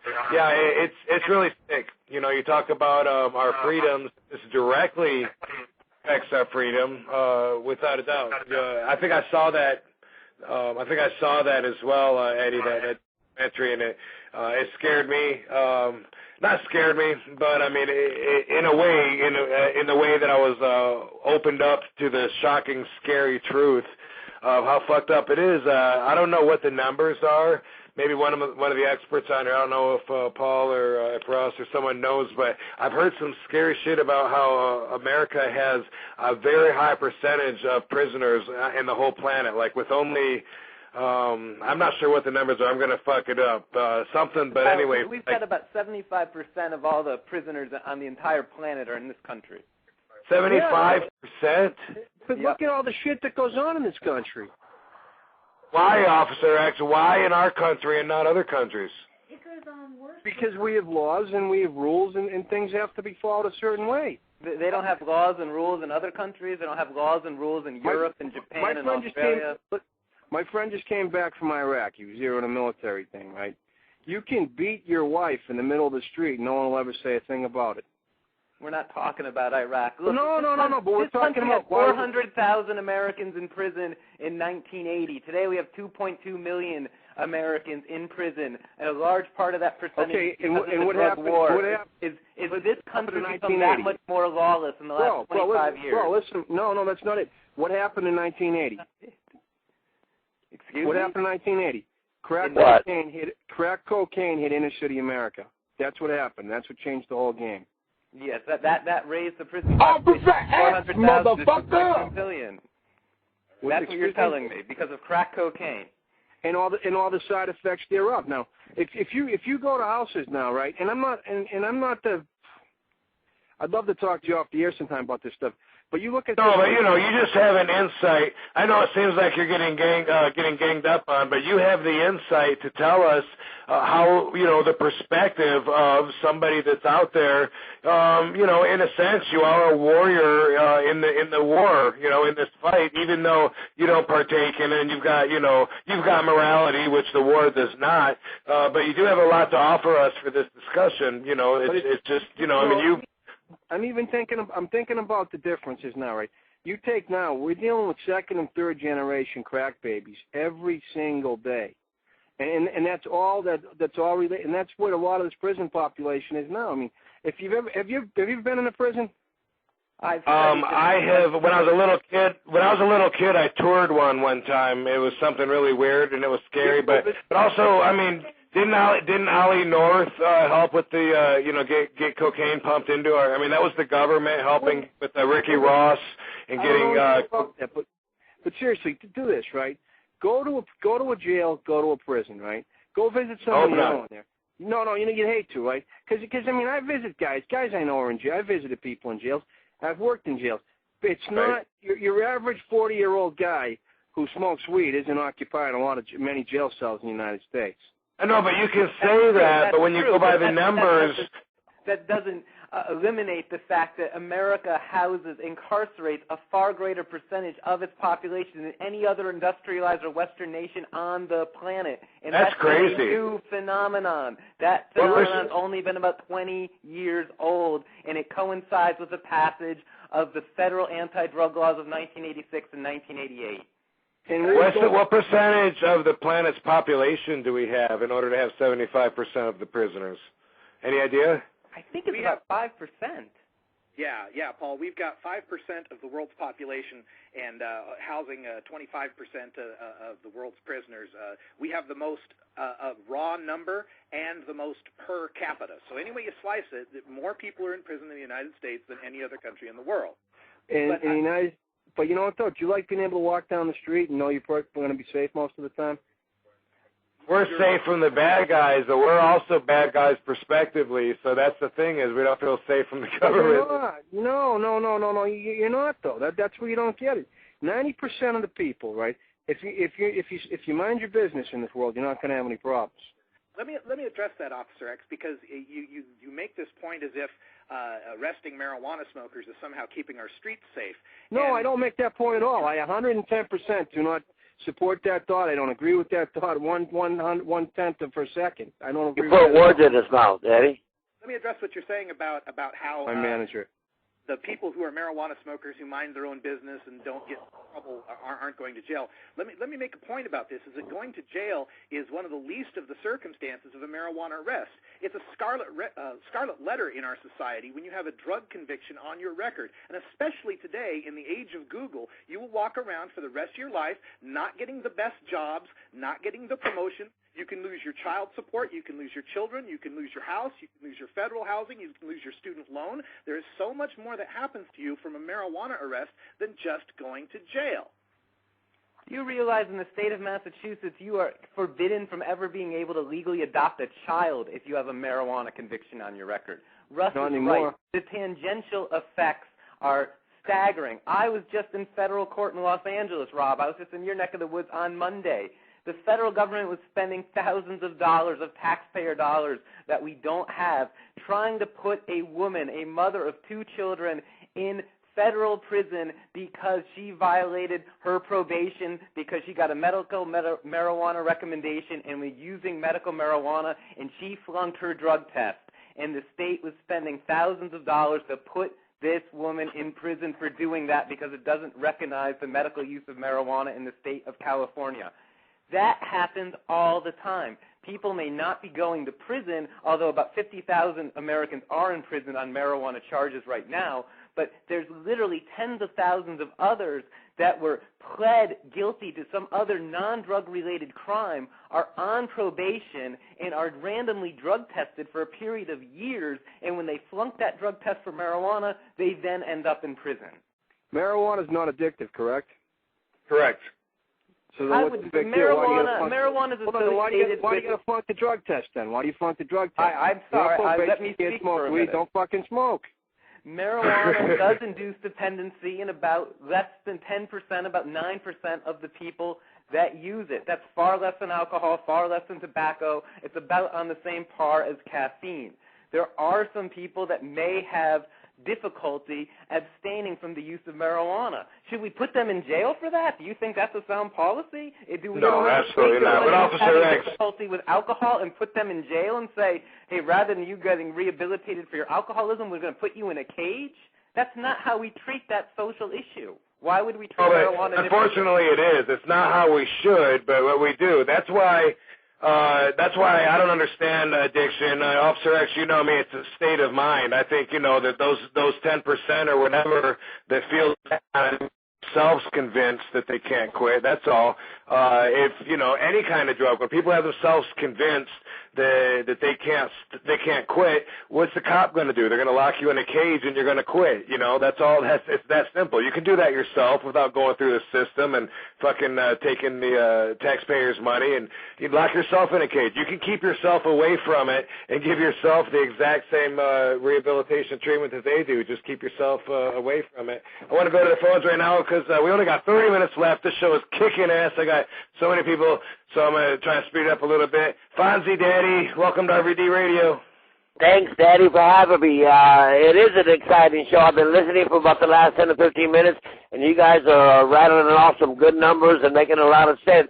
And here's my put on getting the legalized Van Dam. Why it's taking so long is as soon as these guys, the lawmakers and the congressmen, all these older guys die out, and the new breed like us, our generation, and the Obamas and all that, it's going to change. Life is going to change about the marijuana laws quick. When I say quick, in the next 5 or 10 years, at least by 10 years, it should be legal. I'm saying, is this the old generation that can't accept the fact that, marijuana is okay? And those are the guys that are holding us back, like the old congressmen and the fucking old lawmakers. As soon as those guys die out and we take over, it's going to be legalized and life is going to be good again. And we won't have all these guys in prison. We're in this transitionary period, which I find to be somewhat frustrating, but I agree that it's not like everybody that's young right now is smartened up to the truth yet. That's why it's important we have episodes like this. That's why it's important for me to get out there and do interviews when I can. I did an interview for Skunk Magazine, a Canadian publication, much like High Times Magazine. Sweet. And Marco Ivancic. Hey, how do you say your name, Marco? Ivancic. Ivancic. One more time. Ivancic. Ivancic. Damn it, dude. That's crazy, man. That's harder than I was. Especially because I'm looking at it, it's probably not even spelled right, and I'm trying to do it off of that. Anyway, so Marco interviewed me for a Skunk Magazine a while ago in Toronto, and he has remained a friend of mine and a Canadian associate. And when I'm in the area, boom, I'll come and see you, but I'm not leaving California anytime soon. But Marco, I know you've been on the line on hold for a long time, so you've been listening to this, man. Very important show. I'm stoked to have all these facts out there for people to get down. What can you add for us, man, with all your work that you do to advocate and get the word out there? I mean, what's the real important message? Are we missing something? Well, I'd have to say certainly, first of all, it's been a really exciting show to listen to. Everybody's been really providing a lot of different facts and information, and it's really great to have Officer X on the show as well, because he provides some type of balance that we as advocates should be kind of recognizing. Officer X, motherfucker! That's right, Daddy. But realistically, like, I'll talk about the political side for a quick second. And I know a lot of people really feel that, you know, we're really, really close. I can tell you that over the past several months, I've had meetings with 6 different ministers of parliament out here in Toronto and Canada here. And certainly from what I see, it's a really tough thing to really say. You know, I would say decriminalization will come sometime soon for us in Canada, but from what we see, you know, we're now back into the days of, you know, the beginning days of the Rockefeller drug laws that you guys have experienced and have now realized that isn't productive. So I'd say for us, we're at least, you know, 10, 15, 20 years away for, you know, the actual reforms that we're looking for. And I would say that the states there, you guys are definitely at the forefront now with all the states being decriminalized and now talking about legalization. Right, indeed. So that's something that a lot of people don't realize. You know, I mean, it's more and more in the news now, but a lot of people don't realize how fast the movement is. And they just say, oh, do you think we'll ever see it legalized? Fuck yeah. I mean, week by week, we're doing it across different townships, counties, cities, you know, wherever we can make movement. You know, I mean, that's the way that it's going. And a lot of controversy last week. The reason that I actually got called, I think, for that MSNBC appearance is because the Marijuana Policy Project put out a commercial that was controversial with a marijuana user saying, let us pay our taxes. We don't want to spend the money on the streets, you know. It was a very effective commercial. Some of the TV stations refused to play the commercial, caused all kinds of controversy. Thus, it was the subject on some shows. Chris Hansen from Dateline NBC called, but then he didn't leave much of a message, and I don't know if he was wanting to do that or not, but I got, yeah, Rob, this is Chris Hansen from Dateline NBC. I'll call you back later. Oh, by the way, I found his number. My phone had the caller ID on that. You know how I don't like to check messages on the phone? Yeah. But there it was, boom. So, but anyway, big news. I'm glad that that's what it takes to get people to talk about it. Speaking of M.P.P., I'm going to call Bruce Mirkin, the director, I guess he's the director of M.P.P., and this is a new superpower that I have here at RVD Radio is being able to dial out. So I keep forgetting that I can do it, man. I'm totally wasting airtime when I could be calling pranks and stuff. But I'm going to call Bruce Mirkin and get him in. I actually had some other callers we were calling. This is going so quick, and there's so much info going on here that I'll get to it. Hey, he's calling in while I'm calling him. How cool is that? Oh, that is me. No, that's me probably. This is Bruce. And they Hello. say marijuana doesn't cause brain damage. Hey, Bruce, this is RVD. How's it going? I'm all right. How are you? Awesome, dude. I'm calling you live from the show. It's a new superpower that I got on RVD Radio. So. Hey. Yeah, trying to utilize it. Thanks for letting me test it on you. So we've been having a kick-ass show. We got tons of facts out there for everybody. We've got some experts. We got Hal B from Treating Yourself Right magazine. Officer X, our official cop. Paul Armentano from Normal is on the line with us right now. Hey, hi, Paul. Along with Fonzie. We got Marco Ivanek. Sketch. Sorry, Marco. Sorry. I'll practice it later. Who's everybody? You don't need me.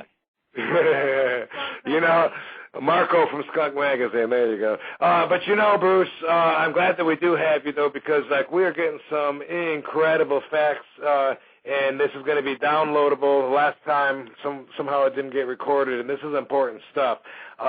You having all the facts from M.P.P. I just want to get your input. Is it realistically maybe going to happen sometime soon? Could we possibly be legalizing for the right reasons, or is it something that we're just planting the seed on that we can go ahead and wait like 10 years before we could expect for any changes to happen? Well, you know, if you'd asked me that a year ago, I would have said it's going to be a long, difficult slog. I'm beginning to think now, and, you know, let me say, none of us has got a crystal ball. I don't know for sure. But I begin to think that it might happen sooner than any of us have been willing to dare hope for. the way I increasingly look at it, I mean, you see the snowball kind of growing as it rolls down the hill here. The attention and the discussion is amazing, and the way I look at it now more and more is seeing prohibition of marijuana kind of like the old Soviet Empire circa 1987 or so, where it looked really formidable and like it was going to be around forever, but it was rotting from inside, and it didn't take very much at all for the whole damn thing to collapse. And I think we're getting very close to that tipping point where, in fact, very soon everybody is going to see that the proverbial emperor is wearing no clothes. Now, will it be a matter of just reaching an actual vote, where everybody can have their say and yes or no, or does it have to go through a ton of bullshit first before it even gets to that? It could happen any number of ways. It could happen with state ballot initiatives. It could happen with increasing numbers of politicians finally getting a clue. We've had a few start talking about it. Even Governor Schwarzenegger in California, although he's not with us, has said this is a discussion that's worth having, which used to be kind of verboten for mainstream politicians. But I think it's imperative for all of us to keep the discussion going, keep putting facts out there, keep putting pressure on politicians, and keep raising the profile of this and questioning what I can only call the aggressive stupidity of our current laws. Aggressive stupidity. Wow. Yeah. Well said. Something else, Bruce. You said in an email you wanted me to remind you that there was something you wanted to say about my appearance on MSNBC the other day with General Barry McCaffrey. Something about the way they presented the segments. Yeah, good old Barry McCaffrey, who I've always thought is at least as smart as the average houseplant. But a couple of things that bothered me about that. One is the way they introduced the segment, and I don't know if you saw that, Rob, while you were waiting to go on. But the host of the show, whose name I'm forgetting, did this intro where the first thing he said was that in California, marijuana is for all practical purposes legal, just not regulated or taxed. Right. Well, in 2007, the last year for which there's complete statistics, there were 74,000 marijuana arrests, 80% of them for possession. You don't arrest 60,000 people for possession of something that's legal. So they're full of it right there. They then did this sort of long kind of weird segment about medical marijuana dispensaries, ignoring the fact that that's the only sort of small segment of the marijuana industry that actually mostly is paying taxes. So they started off with a real muddle, and then what really ticked me off is they called us to see about guests for that segment. And what they asked was, can you get us a celebrity? They didn't say, we need somebody who knows policy to debate the drug czar. And it happened just by chance that you were the first celebrity we reached, and you're real sharp on this stuff, and it was just fine. But it could well have been some other supportive actor or singer or somebody who's not as well versed in this stuff up against a former drug czar, and that would have been totally unfair. Yeah, for sure. Very interesting. Which, besides giving him more times to talk, that would have pretty much put the nail on the coffin for having it the way that they wanted to show it, obviously General McCaffrey does a lot of these, and he knew what he was doing by trying to deceive the people and make them think it was going to be at 7-Elevens, and he used his time to spit out whatever lies he wanted to. I would love to have more time. Why is it when I go on Geraldo or I go on MSNBC, why is it always such a crunch that I have to spit everything out in 30 seconds? I mean, where's the platform to actually counter every point and actually have an open discussion? Well, that's just an endemic problem with commercial news media, particularly television. They like to break everything down into these punchy, grabby 5-minute segments And so after the host talks and the other guy talks, you get, a minute or two divided up into 30-second chunks. It's really not a very good way to have a nuanced discussion of anything.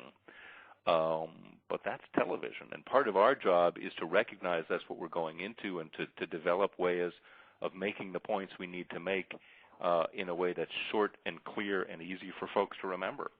Right, absolutely. Every time I leave one of these things, I feel like I'm so much better because I think of, what else I could have said, or, you know what, I said that twice. I should have said that twice. I used up more time. I should have said this once, And every time I leave there, in my mind, I'm already fixing everything so that next time, bam.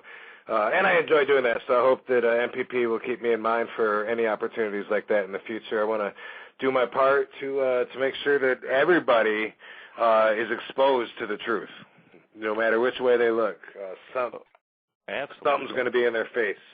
Thinking about getting a billboard, actually, with some facts and renting it here in Los Angeles. And I don't know what I'm up against to get that done, but it's something I've been talking about doing for a while.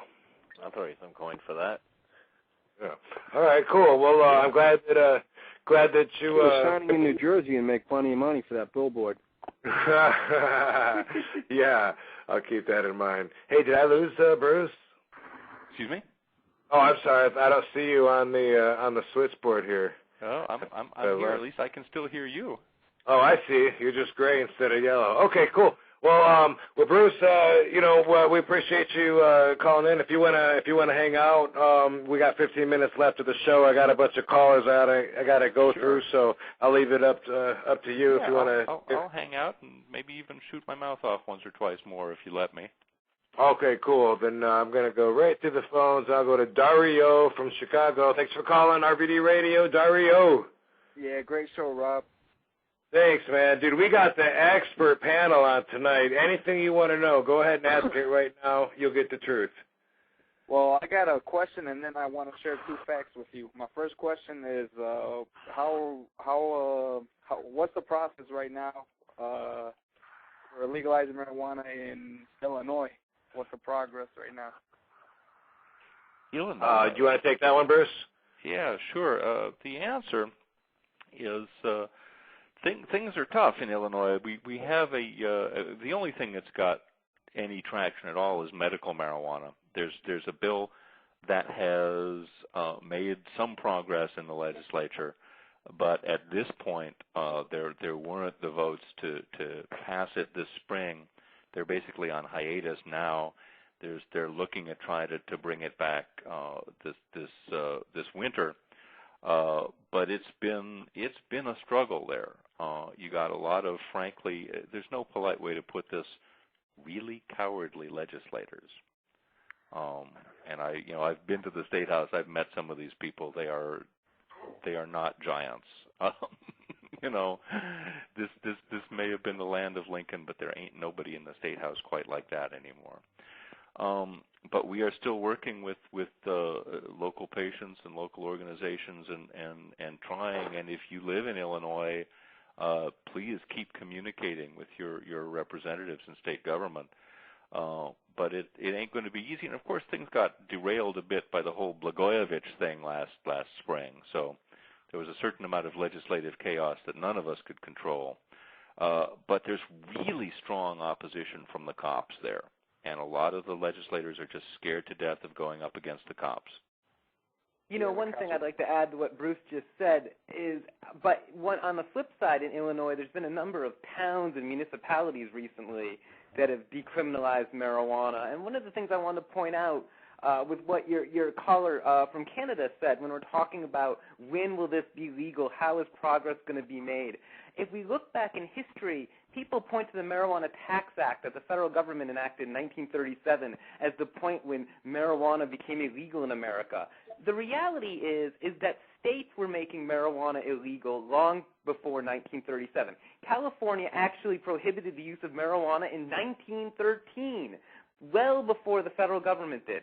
The federal government only made marijuana illegal after every other single state in the United States had already made marijuana illegal. And that's the way marijuana is going to become re-legal in this country. It's going to start town by town, state by state. So I don't want to hear things like, well, is it really significant that Buffalo Grove, Illinois, decriminalized marijuana? Is it really significant if California wants to try and tax and regulate marijuana? In fact, it is, because all of those things need to happen before the federal government is going to act, and those things are happening, and they're happening every day, which is great.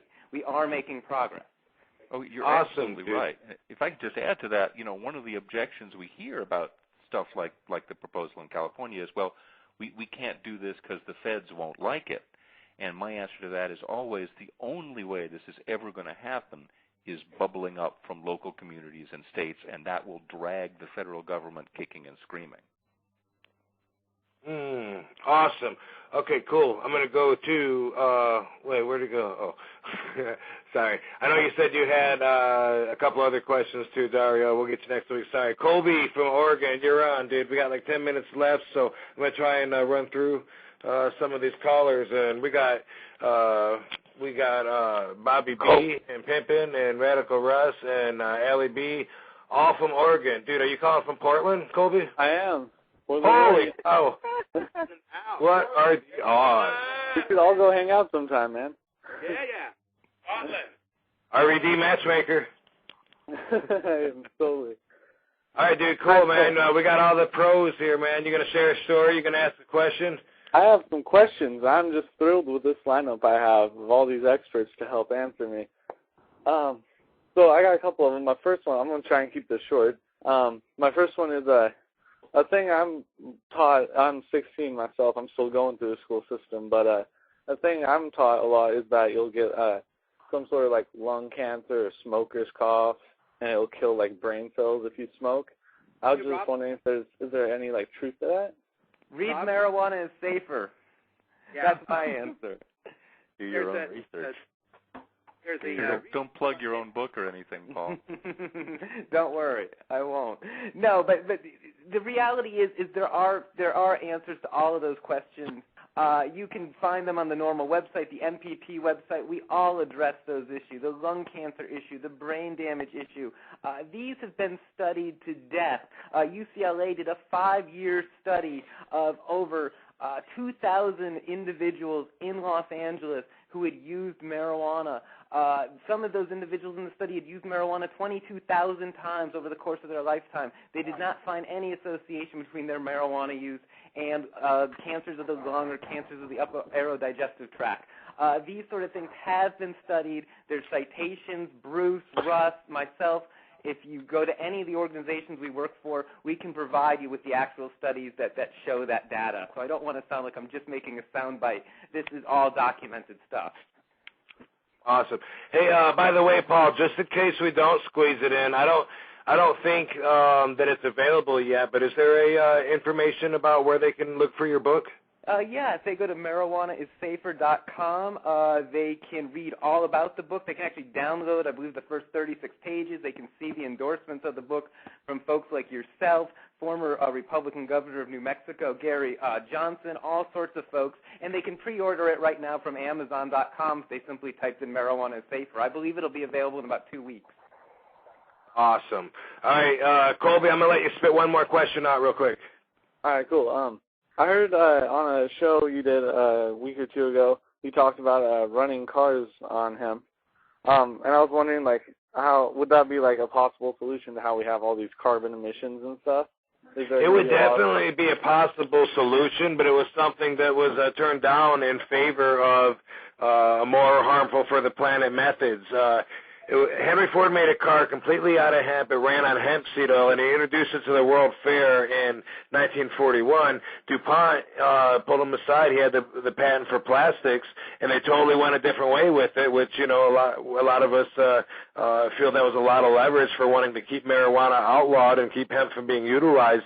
It is definitely something that we should consider. I don't know if it's on the tables for discussion, except for those of us who really know a lot about it that will always push for that and the other of the 25,000 uses that you can use hemp for. There's a book called The Emperor Wears No Clothes by Jack Herer. I strongly recommend it. I think it should be required reading in school. The Emperor Wears No Clothes, and it has pretty much all the answers to questions about that. But yeah, safer for the environment, and just like you said, in every which way.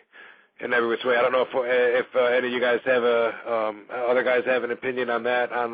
But I would love to see it, and hemp seed oil. And you can, when you grow hemp, and when you get the pulp, we use the pulp from it for wood and paper. And when you go through the process with hemp, not only is it safer for the environment, in 1 acre, you can grow the same amount. You can get pulp from the same amount of pulp from 1 acre of hemp trees as 4.1 acres of regular timber, which we tear down right now. 4.1 acres, average of about 20 years a tree. But in 1 acre, we can grow hemp to get the same pulp, that stronger fibers, all kinds of shit. It's way better, and it's an annual crop. Cut it down next year, bam, there it is again, the same thing. So that's how we're able to get the pulp out of there, and we don't utilize it, and we should.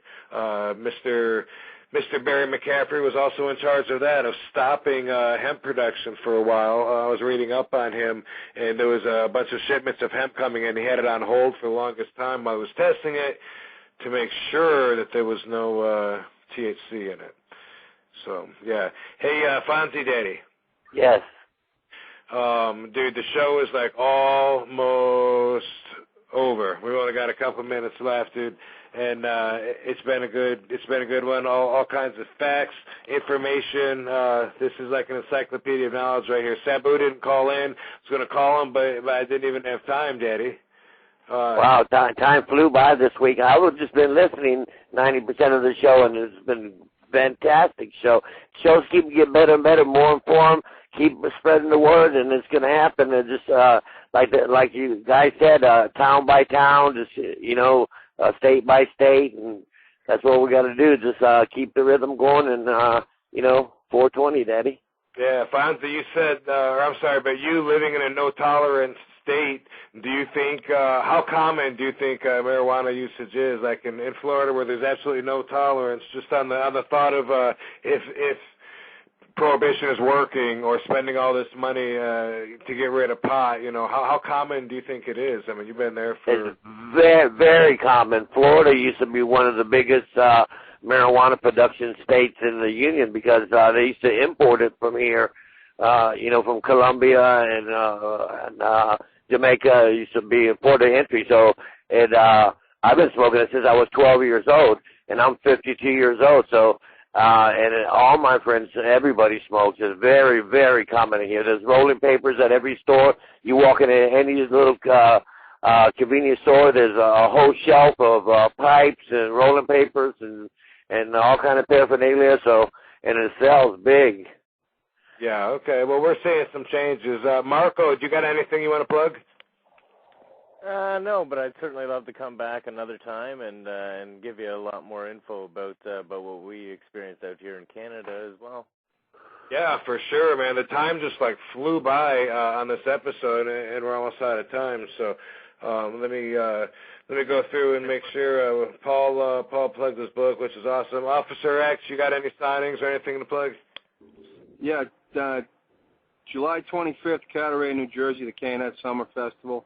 And August 7th and 8th in North Carolina, Fonzie, DDP, and Bob Backlund. Fonzie, you're going to Greg Price's show, Daddy. Yes, I am. Awesome. Good luck with that one. I will be Thank you. my way to Ireland. Yeah. I was going with you, Daddy. Yeah, indeed. All right, well, shit. Bobby B, are you still with us? Still with you, bro. We're still here. Okay, man. Well, yeah, thanks for having Radical Russ on. And where can we hear those iPodcasts again? Check it out at stash.normal.org. We got a new show every day, Monday through Friday. Awesome. Allie B, Treating Yourself Magazine. Where can they see that? It's treatingyourself.com. Okay, treatingyourselves.com. Awesome. Well, thanks for being on the show, everybody. We're out of time just like that. I think we got the word out. Real important message, important to me, even if it's not important to everybody else. But good show. We'll probably do it again next week. We'll let everybody know. And, Sonia, it's that time, baby.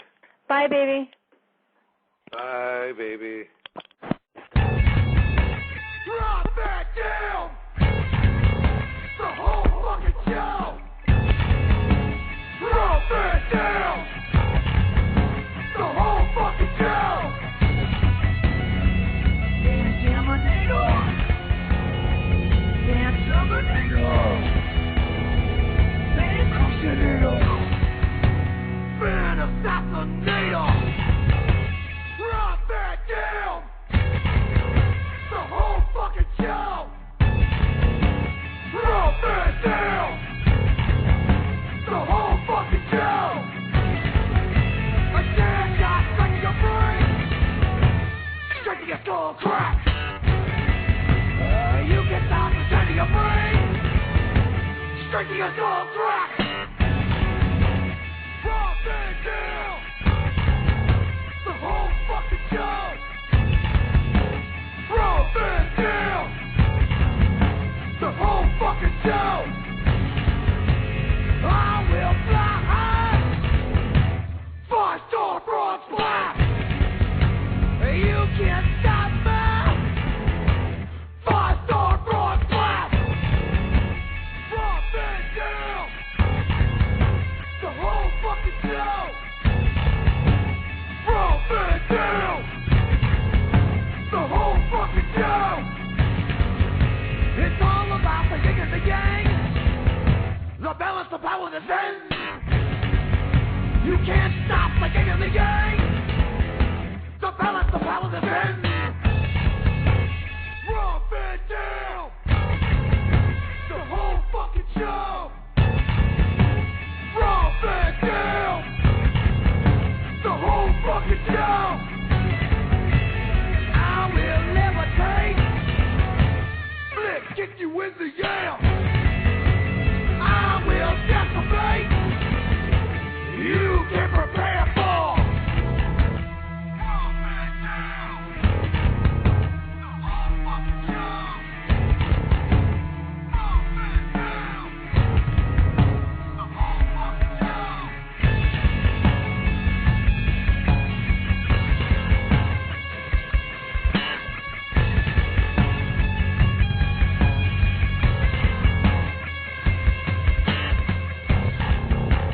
Drop it down! The whole fucking show!